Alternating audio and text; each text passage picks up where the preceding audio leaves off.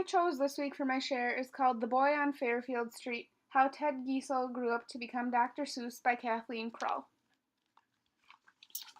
Once upon a time there lived a boy who feasted on books and was wild about animals. He was born in 1904 and lived in the best of all possible places, 74 Fairfield Street in Springfield, Massachusetts. The gray three-story house was exactly 3 blocks from the public library, and it was just 6 blocks from the zoo. The boy loved lots of things besides reading and animals: sledding, doodling, trying on costumes, singing around the piano with his family, exploring the green fields of nearby Forest Park. All in all, he excelled at fooling around. No one on Fairfield Street could have said how Ted Giesel, that funny boy, would turn out. No one in the world could have, especially Ted. At dinner, Ted's family gathered around the huge oak table. Often they talked about the animals in the zoo. Ted's father, Theodore Giesel, worked in the family business, but he also helped out at the zoo, and eventually was superintendent of parks, which meant he actually ran the zoo. Ted would eat baked beans and bratwursts and thrill to stories of stubborn bears and chattering monkeys, prowling lions, and wild wolves. At night their hoots and cries sometimes found their way into his dreams.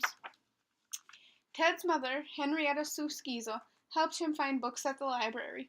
Her dream was to get Ted and his sister Marnie into college, as the first in their family to go. Perhaps Ted might even grow up to become Dr. Giesel.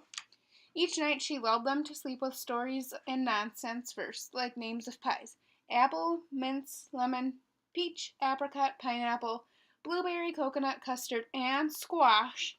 Ted would listen, curled up with a gift from her: his first stuffed animal, a plump dog that he had named Theophrastus. Ted celebrated his birthdays with noisy parties of dozens of neighborhood children wearing funny costumes and hats. In the winter, he built tunnels in the snow in the backyard and went sledding and ice skating in Forest Park. When spring arrived, he marched his toy soldiers around on the front porch with his 3-legged bulldog Rex for company.